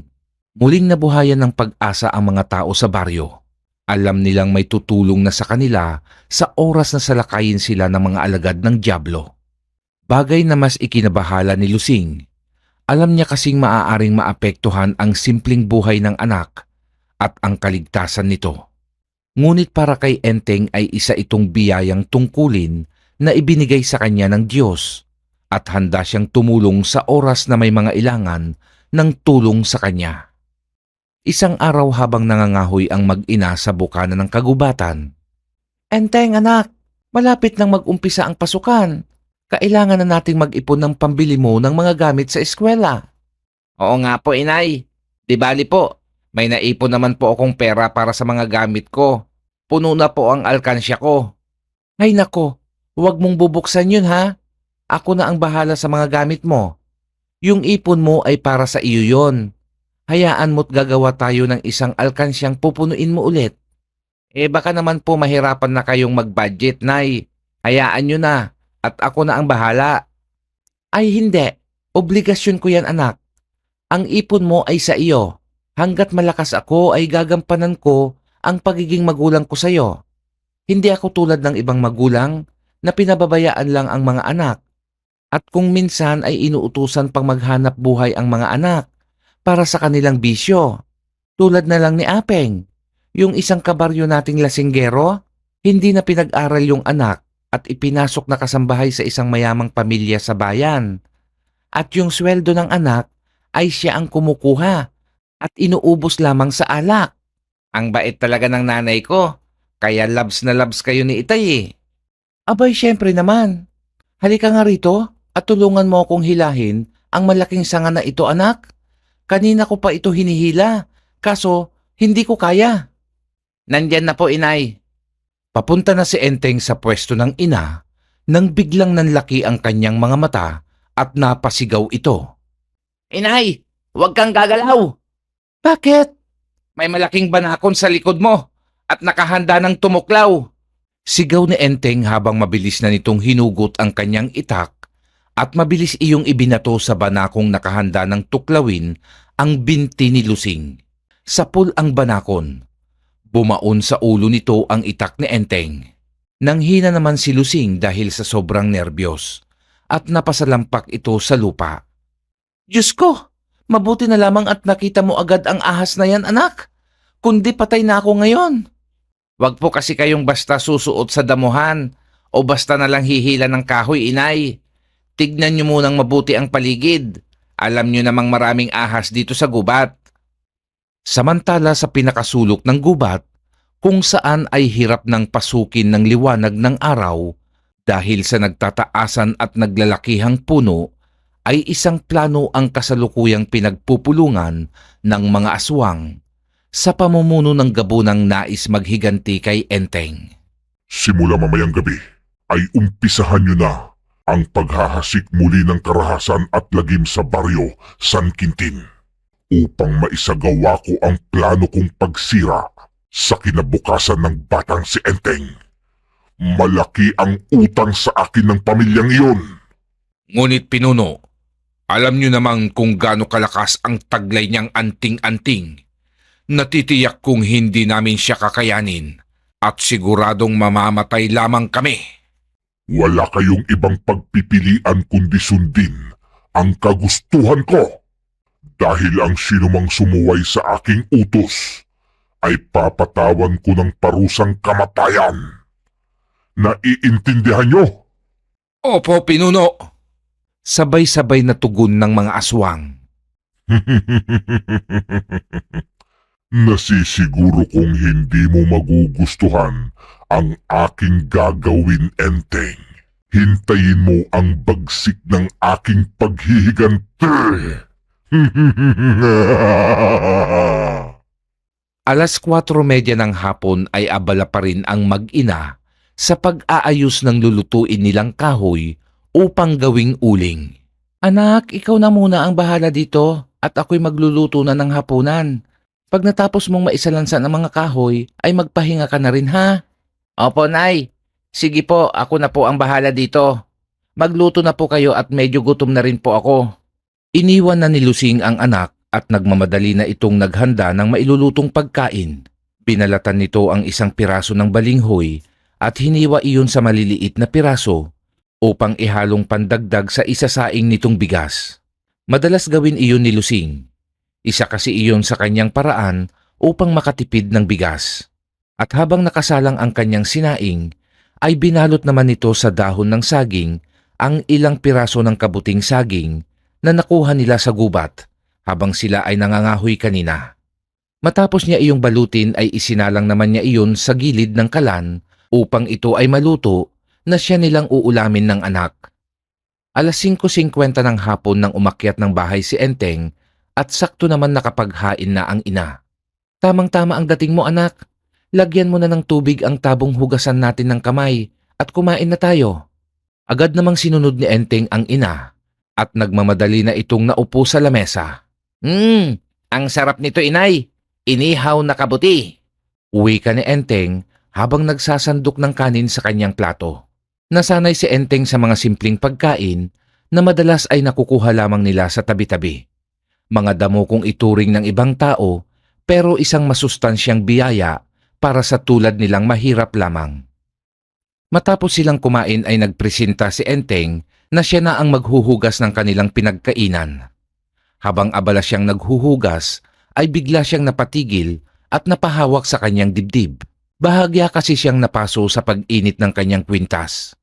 Mula sa banggirahan ay agad niyang iginala ang kanyang paningin sa paligid. Maliwanag noon ang buwan, kaya malinaw niyang nakikita ang mga gumagalaw sa labas. Ngunit tanging mga palakang karag na nagkalat sa lupa ang nakita niyang nanghuhuli ng insektong kakainin. Tumingala naman siya sa mga puno sa paligid ng kanilang bahay at tanging mga manok na nagsisiksikan sa sanga ang kanyang nakita. Bakit kaya umiinit ang kwintas ko? Wala namang aswang sa paligid. Nagtatakang tanong niya sa sarili. Nagkibit balikat na lamang siya at muling ipinagpatuloy ang paghuhugas. Hindi naman nagtagal ay nawala na rin ang pag-init ng kanyang kwintas. Nang matapos siya ay isinara na niya ang pinto sa kanilang kusina at nagtungo na sa kanilang silid at nahiga sa tabi ng kanyang ina na noon ay kasalukuyang nakikinig ng paborito nilang dula sa debateryang radyo. Ay, kanina pa nag-umpisa ang inaabangan nating dula, inay? Kakasimula pa lang, sakto ang dating mo. Magkatabing nakinig ng dula sa radyo ang mag-ina. Nakayakap pa noon si Enteng kay Lusing, bagay na nakasanayan na ng batang bida simula ng pagkabata. Dahil sa pagod ay hindi na natapos ni Enteng ang pinapakinggan sa radyo at ito ay nakatulog na. Napangiti naman si Lusing nang marinig na naghihilik na ang anak. Kinabukasan ay nagising si Enteng na wala sa kanyang tabi ang kanyang ina. Mabilis na siyang tumayo ng higaan at niligpitan ito. Nagtungo siya sa kusina at nakita niya ang sinangag at pritong itlog sa ibabaw ng lamesa. Napangiti siya dahil sa masarap na almusal na inihanda sa kanya ni Lusing. Tumanaw siya sa bintana ng kusina kung saan ay matatanaw niya ang lugar ng kanilang pinaglulutuan ng uling at nakita niyang sinisigian na iyon ni Lusing. Magandang umaga, Nay. Mamaya na po sana yan at mag-almusal na muna po tayo. Gising ka na pala, anak. Sige, kumain ka na dyan at susunod na ako. At hindi nga nagtagal ay umakyat na si Lusing ng bahay at sinabayang mag-almusal ang anak. Matapos nilang makapag-agahan at matapos ang mga trabahong bahay, ay nagpaalam si Enteng sa ina na makikipaglaro lamang ito saglit sa kanyang mga kaibigan. Pinayagan naman ito ni Lusing at binilinan ang anak na huwag kalilimutang isuot ang kanyang kwintas. Lagi naman pong nakasuot sa akin ang kwintas ko, inay. Bilin kasi ni itay na huwag ko po itong huhubarin. Mabuti na ang nakakasiguro. Alam mo naman dito sa baryo natin, nagkalat ang mga masasamang nilalang. Habang abala si Lusing sa pagdidilig ng tanim niyang gulay sa bakuran, ay isang estrangherong lalaki ang napadaan. Makisig ito at masasabing gwapo. Magandang araw, Binibini. Maaari ba akong makiinom? Uwi ka nito sa napakalamig na boses. Gulat namang napatingin si Lusing sa pinanggagalingan ng boses na iyon at nakita niya ang isang lalaking nakatayo sa harap ng trangkahan nilang gawa lamang sa kawayan. Nakangiti ang mapupula nitong labi at nakatitig ang mapungay nitong mga mata sa kanya. Inayos naman ni Lusing ang nakalugay niyang buhok at pinagpag ang suot niyang duster bago ito lumapit sa lalaki. Oo naman, tuloy ka. Nasa likod bahay ang aming poso. Tugon ni Lusing sa lalaki. Pasensya ka na binibini kung naabala ko ang pagtatanim mo. Galing pa ako sa kabilang baryo at napakainit kasi ng panahon kaya inuhaw ako dahil sa layo ng aking nilakad. Siya nga pala, ako si Renato. Uwi ka ng lalaki sabay abot ng kamay nito kay Lusing. Ako naman si Lusing. Tugon naman ng ginang na mahahalata ang kilig nito habang nakikipagkamay sa lalaki. Matapos makainom ng tubig ay nagpaalam na rin ang lalaking nagpakilalang si Renato. Nang dumating ng bahay si Enteng ay napansin nito ang kakaibang ngiti sa kanyang ina. Aba, mukhang masaya si inay. Bakit kaya? Pagbibirong wika ng bata. Hindi naman sinagot ni Lusing ang birong iyon ng anak at patuloy lamang ito sa pagluluto. Ang pagdalaw ni Renato sa ginang ay naging madalas at laging natataon na wala si Enteng sa bahay kung ito ay bumibisita kay Lusing. Madalas itong may dalang pagkain na pinagsasaluhan nilang dalawa habang masayang nagkwekwentuhan. Makalipas ang ilang araw ay napansin ni Enteng ang pagbabago sa kanyang ina. Tila kasi umiiwas itong madikit sa kanya at madalas itong mairita sa tuwing yumayakap si Enteng. Samantalang dati naman ay sinusuklian pa nito ng mahigpit na yakap ang anak. Nagtataka man ay hindi na lang pinansin ni Enteng ang pagbabagong iyon ng ina hanggang sa dumating ang araw na ayaw na nitong tumabi sa anak sa pagtulog. Bagay na lalong ipinagtaka ng batang bida. Kasabay ng kakaibang ikinikilos ni Lusing ay ang magkakasunod na pag-atake ng mga alagad ng dilim sa baryo San Quintin. Kaya naman ang mga tao ay panay ang lapit ng tulong kay Enteng. Tuwing gabi ay umaalis ng bahay si Enteng upang sagupain ang mga nilalang na nambibiktima sa kanyang mga kanayon. Isang gabi, habang nakikipaglaban si Enteng sa isang halimaw na bumiktima sa isang magsasaka, ay isa pang aswang ang sumasalisi upang biktimahin ang mga buntis at bata sa San Quintin. Dahil sa hindi kayang pagsabayin ni Enteng na labanan ang magkahiwalay na pambibiktima ng mga aswang, ay gabi-gabi pa ring may nasasawi sa baryo. Kadalasan ay ang mga bata at buntis ang hindi nakakaligtas sa bangis ng aswang. Natatagpuan na lamang na wakwak na ang tiyan ng mga bata. Ganon din ang mga buntis na nawawalan ng sanggol sa sinapupunan. Upang magampanan ng maayos ni Enteng ang maayos na pagtulong, ay nakipag-ugnayan na rin ang pamunuan ng barangay na magsasagawa sila ng ronda tuwing sumasapit ang gabi. Samantala sa sulok ng kagubatan kung saan naglulungga ang mga kampon ng dilim, Tagumpay ang aking plano mga kasama. Mag-uumpisa ng mambiktima si Lusing. Hihintayin ko na lang ang magiging paghaharap nilang mag-ina. At nasisiguro kong tila isang karayom ang babaon sa dibdib ng batang paslit na iyon sa mararamdaman niyang sakit. umalingaw-ngaw ang malalakas at nakakatakot na halakhakan ng mga aswang.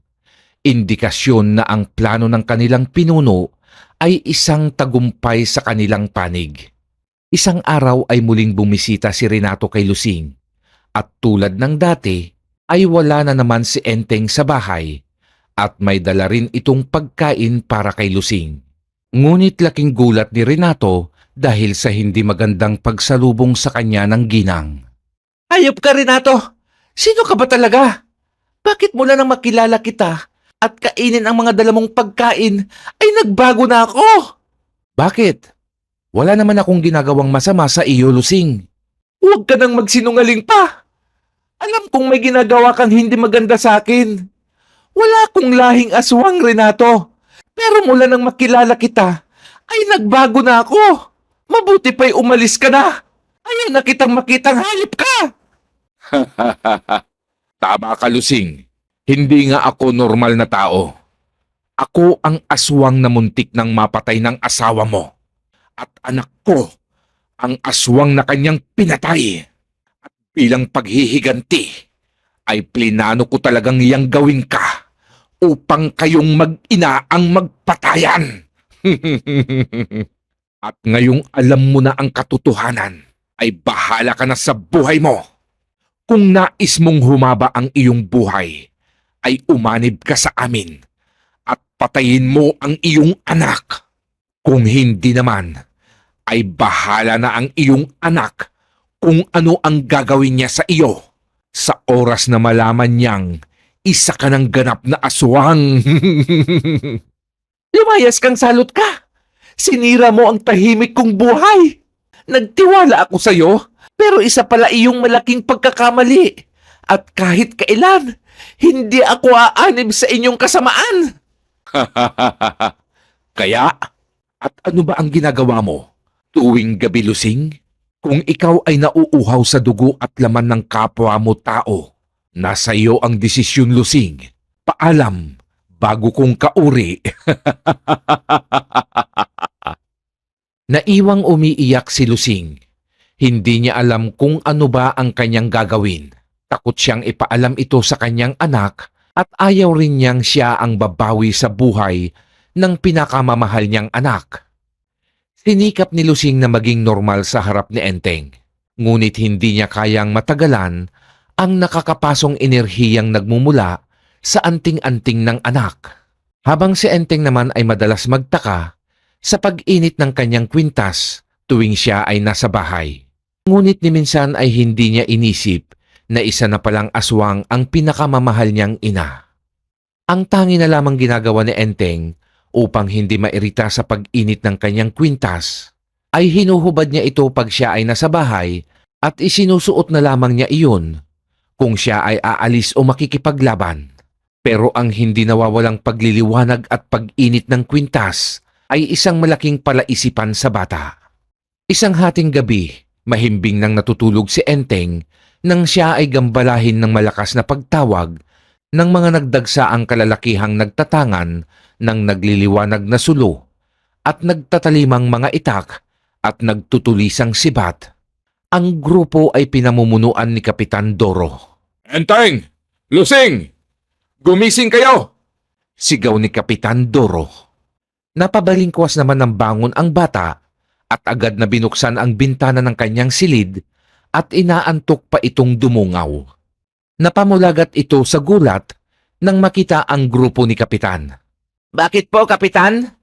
May hinahabol kaming aswang, iho. At dito sa lugar niyo gumawi ang aswang. Kaya nais ko lang na kayo ay paalalahanan. Sige na at kailangan pa naming tugisin ang aswang, Enteng. Sasama ho ako, Kapitan. Huwag na muna, Enteng. Huwag mong iwang mag-isa ang iyong ina. Tulad ng sinabi ko, dito sa lugar niyo gumawi ang aswang. At baka nasa paligid lamang iyon. Kaya mas makabubuti kung bantayan mo ang iyong ina. Sige na, iho. At kailangan na naming magmadali. Tara na, mga kasama. Nang makaalis si na Kapitan ay sinilip ni Enteng ang silid ng ina. Nakita niya itong nakahiga at nakatalukbong ng kumot. Nais niya sana itong gisingin, ngunit nag-alangan ang batang si Enteng dahil baka mapagalitan siya ni Lusing. Kaya nagtungo siya sa kusina upang uminom ng tubig. Nang mapansin niya sa sahig nilang kawayan ang bahid ng putik. Naalarma ang bata at agad na tumakbo sa kanyang silid at kinuha nito ang kanyang kwintas sa ilalim ng kanyang higaan at isinuot ito. Dama niya ang mainit na enerhiyang nagmumula sa kanyang kwintas. Kaya agad niyang hinugot mula sa kaluban ang matalas niyang itak at maingat na lumabas ng silid. Tumingala si Enteng sa kisame ng kanilang bahay, ngunit wala naman siyang nakitang kakaiba. Kaya nagpasya siyang lumabas ng bahay upang magmanman sa paligid. Nang bigla siyang mapahinto dahil sa nararamdamang pagkalma ng kwintas. Nawala ang mainit na enerhiyang inilalabas ng kwintas. Sa pag-aakalang baka nasa loob ang nilalang, ay muli siyang pumasok ng bahay At muli na namang uminit ang kanyang kwintas. Naghanap si Enteng sa ilalim ng papag, banggirahan at mga upuan. Ngunit wala naman siyang makitang aswang na nakapasok sa loob ng kanilang tahanan. Napasalampak na lamang si Enteng sa upuang kawayan at labis na pagtataka at pagkalito ang kanyang nararamdaman ng mga sandaling iyon. Bakit kaya umiinit ang kwintas ko sa tuwing nasa loob ako ng bahay? Ano bang nangyayari? Bulong niya sa sarili habang iginagala ang paningin sa bubungan. Nais na lamang sanang magbantay ni Enteng upang maprotektahan ang ina. Ngunit dahil sa murang edad ay hindi rin niya kinaya ang antok at hindi niya namalayang nakatulog na pala siya. Kinabukasan ng magising si Enteng ay nakahanda na ang masarap niyang almusal sa lamesa. Agad naman niyang hinanap ang ina at nakita niya itong nagluluto na ng uling. Habang pinagmamasdan ni Enteng si Lusing, ay pansin niya ang kakaibang liksi at lakas ng ginang. Para itong isang lalaki kung magtrabaho sa mabibigat na bagay. Napakunot siya ng noo pero napailing din naman agad at pilit na iniiwasang isipin ang namumuong hindi magandang pagdududa sa ina. Hindi na siya umimik at tahimik na nag-almusal habang hindi mapigilan ang paglalaro ng kanyang isipan. Nagpatuloy ang normal na pagdaan ng araw. Ang pakikipaglaro ni Enteng sa mga kaibigan, ang mga gabing katulong siya ng mga tanod sa pagroronda at pagpaslang sa mga aswang na sumasalakay sa kanilang baryo. Ngunit dumating ang isang gabing hindi inaasahan ni Enteng. Ang gabing dudurog sa kanyang puso. Ang tagpong tila magpapatigil sa pag-ikot ng kanyang mundo. 11:00 ng gabi.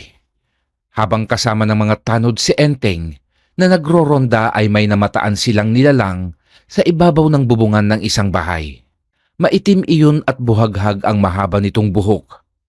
Kasalukuyan noong abala ang nilalang sa paghalukay ng bubungan na gawa lamang sa pawid, kung kaya't hindi napansin ng aswang ang kanilang paglapit. Sumenyas si Kapitan Doro sa kanyang mga tanod at maingat na naghiwa-hiwalay at pinaikutan ang bahay kung saan naruroon ang aswang. Habang si Enteng naman ay maingat na umakyat patungo sa bubungan. Nang makasampa na siya, ay sa kanya tinawag ang pansin ng aswang. Hoy aswang! Ako ang harapin mo at hindi ang buntis na walang kamalay-malay at walang kalaban-laban sa'yo! Gulat at agad namang napalingon sa kanya ang nilalang. Ngunit imbis na lumaban ang aswang, ay nagtangka itong tumalon pababa upang takasan si Enteng. Ngunit nang makita nito ang mga tanod sa ibaba, ay hindi rin ito tumuloy at hinarap ang bata. Takasin niyo ako. Ayaw ko pang mamatay. Hindi ko ginusto ang maging isang aswang. Maawa ka. Palayain mo ko. At ipinapangako ko ang aking pagbabago. Ang tulad mo ay hindi na binibigyan ng pagkakataon. Ang tulad mo ay hindi na kayang magbago pa. Marami na kayong pinatay na tao at dapat lamang na pagbayaran mo ang iyong kasamaan. Hindi mo ako naiintindihan. Meron akong anak na umaasa sa akin. Kaya parang awa mo na. Palayain mo ko. Hindi maaari. Wala nang puwang ang awa para sa tulad mong masama. Kaya ihanda mo ang iyong sarili. Para sa iyong kamatayan. Sinugod ni Enteng ang aswang. Magkakasunod na atake ang kanyang ginawa na naiiwasan naman ng aswang. Ngunit dahil sa anting-anting ni Enteng, ay mas naging maliksi pa rin ang bata, kaya may mga atake siyang hindi kayang maiwasan ng nilalang. Isang malalim na sugat sa hita, braso at sikmura ang natamo nito sa ilang beses na pag-atake ni Enteng. Ngunit isang bagay ang napansin ng batang manunugis. Bakit hindi ka lumalaban? Bakit puro lamang pag-iwas ang iyong ginagawa? Lumaban ka! Hindi makasagot ang aswang. Nakatitig lamang ang mapupula nitong mga mata kay Enteng at kapansin-pansin din ang nangingilid nitong luha sa mata. Huwag mo akong daanin sa pagpapaawa dahil wala nang natitirang awa sa puso ko sa tulad mong aswang. Simula nang patayin niyo ang aking ama ay isinumpa ko na sa sarili ko na hindi ko kayo mapapatawad. Muling umatake si Enteng at bago pa siya makalapit sa nanghihina ng nilalang, ay tumalon ang aswang pababa sa lupa. Ginamit nito ang natitira niyang lakas at nagawa pa nitong mapaslang ang dalawang tanod na nakaabang sa baba at malaya itong nakatakas. Mula naman sa madilim na bahagi ay nakamasid naman ang gabunan. Nakangiti ito at masayang-masaya sa napanood na kaganapan. Hindi pa lubos na dumadating ang pinakahihintay kong tagpo. Ay labis na ang aking kasiyahan. Pag-uwi mo, batang paslit, ay nasisiguro ko sa iyong mararamdaman mo na ang pait ng aking paghihiganti. Sinubukan naman ng iba pang tanod kasama si Enteng na habulin ang nakatakas na aswang, ngunit hindi na nila ito inabutan. Nagpasya na silang huminto sa pagtugis sa aswang dahil alam nilang hindi na rin iyon magtatagal pa dahil sa natamo nitong mga sugat na likha ni Enteng. Nang makauwi si Enteng ay napansin nito ang nakabukas nilang pintuan, kaya agad na siyang tumakbo at bago pa siya makapasok ng bahay ay nakita niya ang mga tulo ng dugo sa sahig at patungo ang mga iyon sa silid ng ina. Nagmamadali na siyang tinungo ang silid ni Lusing habang panay ang kanyang pagtawag. "Inay! Inay!" Sa pagpasok niya ng silid, ay inabutan niya ang isang maitim na nilalang sa sulok ng silid. Nakatalikod ito at mahahalatang hinahabol nito ang paghinga. "Walang iya ka! Anong ginawa mo sa nanay ko? Pagbabayaran mo ito!" Pasugod na si Enteng nang biglang humarap sa kanya ang nilalang. Sa nagbabago nitong anyo, ay natigilan si Enteng nang makilala ang inaakala niyang kalaban. "Inay, kayo po ang..." "Anak, patawarin mo ko. Hindi ko ginusto ang maging isang aswang. Hinawaan lamang ako ng aswang na pumatay sa iyong ama. Ito ang paraan ng kanyang paghihiganti." "Inay! Inay ko!" Nabitawan ni Enteng ang kanyang itak at mabilis nitong nilapitan ang naghihingalong ina. Niyakap niya ito ng mahigpit habang panay ang pagtulo ng kanyang luha. "Inay, bakit hindi niyo sinabi sa akin ang katotohanan? Baka may nagawa po akong paraan upang maalis ang pagkaaswang niyo." "Patawarin mo ako, anak. Natakot akong baka masuklam ka sa akin. Ito ang tatandaan mo, anak. Mahal na mahal kita." "Patawad po, inay. Hindi ko po sinasadyang kayo ay saktan. Kung alam ko lang na kayo ang aswang ay pinatakas ko kayo." "Tama lang ang ginawa mo, anak. Hindi ako nagsisisi. Dahil kung magpapatuloy ako sa pagiging aswang, ay marami pa ang mapapahamak. Ang ikinalulungkot ko lang ay hindi na kita maaalagaan. Kaya ipinapakiusap ko sa iyo na huwag mong pababayaan ang iyong sarili. Huwag kang magbabago at ipagpatuloy mo ang pagtulong sa mga nangangailangan. Enteng, hindi ko na kaya. Magpapaalam na ako, anak. Yakapin mo ako para maramdaman ko ang huling yakap mo bago ako malagutan ng hininga." Niyakap ng mahigpit ni Enteng ang ina.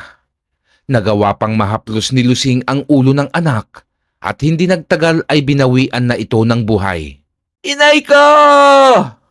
Umalingaw-ngaw ang malakas na sigaw ni Enteng, dahilan upang ang mga kapitbahay nila ay magtakbuhan patungo sa kanilang bahay. Inabutan ng mga tao si Enteng na yakap-yakap ang duguan at wala ng buhay na ina.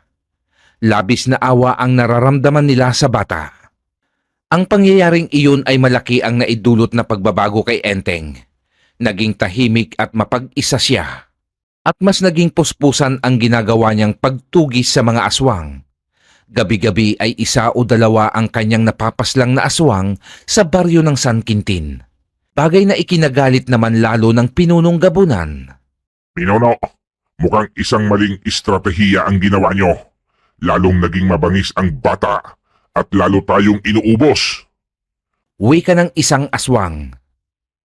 Singbilis naman ng kidlat na nilapitan ng gabunan ang kanyang tauhan at sinakal ito. Huwag mong sasabihin sa akin na mali ako. Sadyang mahihina lamang kayo kaya inuubos kayo ng isang paslit lamang. Uwi ka naman ng gabunan, sabay hagis nito sa sinakal na tauhan. Hindi naging madali para kay Enteng na hanapin ang gabunang bumiktima sa kanyang ama't ina. Kahit anong pilit niyang pagpapaamin sa mga aswang na kanyang nakakasagupa, ay tikom ang mga bibig ng aswang, kung kaya't bigo si Enteng na matagpuan ang kuta ng mga ito. Pansin ni Kapitan Doro ang pagpupursigi ni Enteng na makaharap ang pinuno ng mga aswang na gabunan, bagay namang ipinag-aalala ng Kapitan Del Barrio. Enteng iho, huwag mong masyadong pangibabawin ang puot. Alam mo bang ang labis na galit na hindi kayang kontrolin ay sa kapahamakan ka lamang dadalhin? Ipanatag mo ang iyong sarili at mag-isip tayo ng magandang paraan. Nandito kaming kabaryo mo na handang tumulong. Wika ni Kapitan Doro nang minsan itong bumisita sa bahay ng bata upang maghatid ng tulong na pagkain para kay Enteng.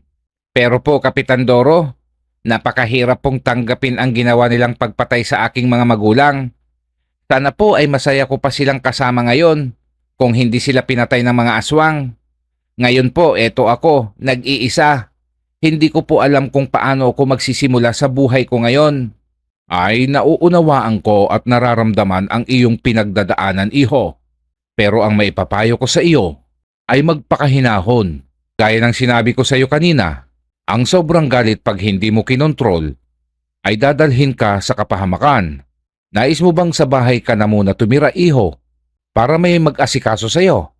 Dito na lamang po ako. Ayaw kong iwan ang mga alaala ng aking mga magulang. Marami pong salamat, Kapitan, sa inyong pagmamalasakit sa akin.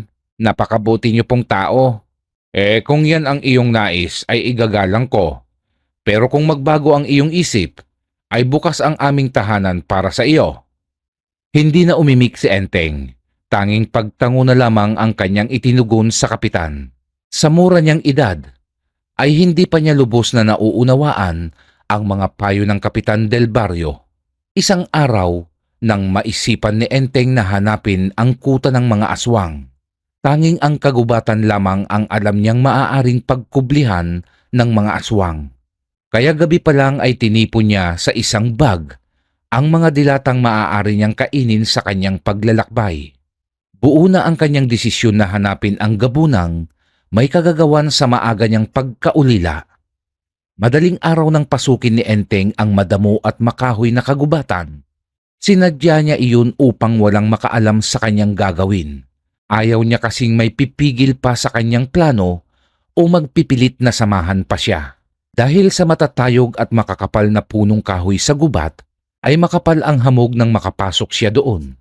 Napakalamig ng hangin na sumalubong at dumadampi sa kanyang balat, kung kaya't hindi niya maiwasang makaramdam ng ginaw, lalo't manipis lamang ang kanyang damit. Habang patuloy ang kanyang paglalakad, ay muling nanariwa sa kanyang alaala ang mga panahong kasama niyang nangangahoy at nag-uuling ang kanyang mga magulang. Ang mga alaalang sila'y masayang nagbibiruan habang nagtatrabaho, ang pagtulong sa kanya ng ama't ina sa tuwing siya ay natatalisod at nadadapa, ang haplos ng kanyang ina sa tuwing ginagamot ang kanyang sugat at ang kanilang mga ngiti sa tuwing sila ay natutuwa sa kanyang mga biro at pagpapatawa. Hindi napigilan ni Enteng ang umiyak. Napahagulgol siya habang binabaybay ang masukal at makipot na daan patungo sa pinakapusod ng kagubatan. Nang walang ano-ano'y naggulat siya sa paggalaw ng mga talahib. Dinig din niya ang pagkaluskos sa paligid. Agad siyang nagtungo sa malaking ugat ng matandang puno na malapit lamang sa kanyang kinaroroonan. Hindi nagtagal ay lumabas ang dalawang lalaki na may bitbit na baboy ramo. Kitang-kita ni Enteng ang sariwang atay na kinakain ng dalawang lalaki at kasabay nun ay ang pag-init ng kanyang kwintas. Kaya alam niyang hindi normal ang dalawang lalaking iyon. Ang hirap ng ganito, bro. Dieta tayo ngayon sa karne ng tao. Puro na lang hayop ang nilalantakan natin. Oo nga eh, mas malinamnam pa rin ang laman ng tao kumpara sa hayop. Ayaw kasing aminin ni Pinuno na mali ang diskarte niyang galawin pa ang ina ng batang iyon sa baryo San Quintin. Nadali na nga niya yung ama. Pinakialaman pa yung asawa. Eto tuloy tayo. Laylo sa pambibiktima ng tao. Wala, sablay din si Pinuno. Ayaw lang umamin. Dahil lang sa peklat. Hindi na niya tinantanan ang pamilya nung mag-uuling. Biro mo bro, ang lakas pala ng tangang anting-anting ng bata. At sa liit ng batang yun ilang kalahi na natin ang naitutumba? Halos iilan na lamang tayo ah. Oo nga Kaya magdoble ingat tayo. Dahil sa oras na matuntun tayo ng batang iyon, siguradong ubos tayo bro. Sa impyerno, wala nang malinamnam na karne ng tao doon. Sabay na nagtawanan ang dalawang aswang habang sila ay patungo sa kanilang kuta. Dinig ni Enteng ang kanilang pag-uusap, ngunit imbis na atakihin sila ni Enteng, ay minabuti nitong magtimpi at sundan ang mga halimaw upang hindi na siya mahirapan pa sa paghahanap sa kuta ng mga ito. Maingat siyang nagpapapalit-palit na nagtatago sa mga malalaking puno hanggang sa marating na nila ang kuta ng mga halimaw na aswang.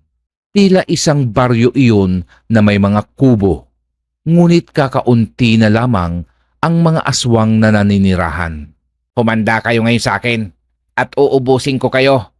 Galit na sambit ni Enteng sa sarili habang nakahawak sa kanyang umiinit na kwintas. Sa galit ay aatake na sana ang paslit, ngunit bigla niyang naalala ang sabi ng kanyang ama na ang aswang ay mas malakas pagsapit ng gabi at mas mahina ang mga ito sa araw. Kaya naman napatingala si Enteng, ngunit hindi niya malaman kung gabi na ba o may araw pa dahil na rin sa hindi makapasok na sinag ng araw sa lugar na iyon. Kaya saglit siyang napahinto at napaisip. Kung umaga ako umalis ng bahay, ay maaaring hapon na ngayon at malapit ng gumabi. Kung susugurin ko sila ngayon, ay baka hindi ko sila kayanin kahit pa may anting-anting ako. Hindi bali sana kung isa o dalawa lang ang kalaban ko. Mabuti pa siguro kung ipagpabukas ko na lang ang pagsugod. Bulong niya sa sarili. Naghanap si Enteng ng ligtas na mapagtataguan. Isiniksik niya ang sarili sa malalaking ugat ng matatandang puno sa kagubatan. Nagising si Enteng sa mga ibon na noon ay nag-aawitan sa itaas ng mga puno. Isang indikasyon na umaga na ng mga oras na iyon. Lumabas si Enteng mula sa malaking ugat na kanyang pinagtataguan. At mula doon ay tanaw niya ang kuta ng mga aswang na tahimik at walang mga nilalang sa labas. Mababakas ang tuwa sa mukha ni Enteng, ngunit hindi pa siya agad umatake. Naglabas siya ng isang dilatang sardinas at pandilimon na kanyang binaon at kumain muna siya upang magkaroon siya ng sapat na lakas sa pakikipaglaban. Matapos niyang kumain ay naglakad na ito patungo sa loob ng kuta ng mga aswang na gabunan. Tahimik pa rin ang paligid na animo abandonado na ang lugar. Sinubukan ni Enteng na pasukin ang isang kubo, ngunit wala iyong laman. Kung kaya't muli siyang naglakad patungo sa isa pang kubo, ngunit sa kanyang pagpasok ay wala pa rin iyong laman. Nang mapansin ni Enteng ang isang kubong nag-iisang nakatayo sa pinakadulo, nagduda ang bata na maaaring iyon ang kubo ng hinahanap niyang pinuno ng mga gabunan na pumaslang sa kanyang mga magulang. Agad niya iyong tinungo. Ngunit bago pa siya makarating, ay nakarinig siya ng malalakas na huni ng uwak. Napatingala si Enteng at nakita niya ang kawan ng mga uwak na may mapupulang mga mata at bumubulusok ang mga iyon na patungo sa kanya. Agad namang hinugot ni Enteng ang kanyang itak. Kasabay ng paghugot ng kanyang itak, ay naglabas naman ang kanyang kwintas ng dilaw na enerhiya at dumaloy ang tila kuryenteng iyon sa kanyang katawan. Hinarap ni Enteng ang mga uwak na lumusob at nais siyang saktan. Taga dito taga doon ang kanyang ginawa hanggang sa maubos ang mga ito. Pagkatapos ng mga uwak, ay naglabasan naman ang mga aswang na naglalakihan ang mga katawan at nagtatangkaran, kabilang ang punong gabunan na nais paslangin ni Enteng. Maligayang pagdating sa lugar kung saan ka ililibing, Enteng. Ikaw ang matagal ko nang hinahanap. Papatayin kita tulad sa ginawa mo sa aking ama't ina. Hoy, utong lupa. Sa akala mo ba ay masisindak mo ko? Tignan natin ang bangis ng iyong anting-anting dito sa aming lungga. Mga kasama, ano pang hinihintay nyo? Paslangin na ang kutong lupang yan. Nagsimulang umatake ang mga aswang na hindi bababa sa 6. Sabay-sabay nilang inatake si Enteng. At dahil sa maliit si Enteng, kumpara sa mga aswang na kanyang katunggali, ay naging bentahe ito para sa kanya. Nagagawa niyang lumusot sa pagitan ng mga paa ng mga aswang at tinataga niya ang mga paa ng mga ito. Sa bawat aswang na napapaluhod, ay agad niyang tinatagpas ang leeg nito. Nang maubos ang mga aswang na tauhan ng gabunan, ay nanghihina at dugo ang humarap si Enteng sa pinuno. Magaling bata, labis mo akong pinahanga, pero may lakas ka pa bang labanan ako sa dami ng sugat sa iyong katawan? Hanggang sa huling hininga ko, ay kakayanin ko. Mapatay lang kita. Kailangan mong pagbayaran ang pagpatay sa aking mga magulang. Aba, talagang matapang ka. Ano pa palang hinihintay natin? Umpisahan na natin ang laban. Sigaw ng gabunan at dinaluhong na nito ang bata. Sinalubong naman ni Enteng ang aswang, ngunit nang sila ay magpang-abot, ay nagawa nitong patalisikin si Enteng sa pamamagitan ng malakas nitong suntok. Sa pagbagsak ni Enteng sa lupa, ay nagpagulong-gulong pa ito. Hindi pa man nakakatayo ang batang paslit, ay sumugod na naman ang gabunan. Katapusan mo na, bubwit! Inihanda ng gabunan ang kanyang matutulis na kuko at pinakawalan nito ang kanyang kamao upang tapusin na ang buhay ni Enteng. Ngunit biglang nagliwanag ang kwintas ng bata at tila naging isa itong kalasag na bumalot sa buong katawan ni Enteng. Tumalbog ang atake ng gabunan kung kaya't napaatras ito. Anong klaseng kapangyarihan ang tangan mo?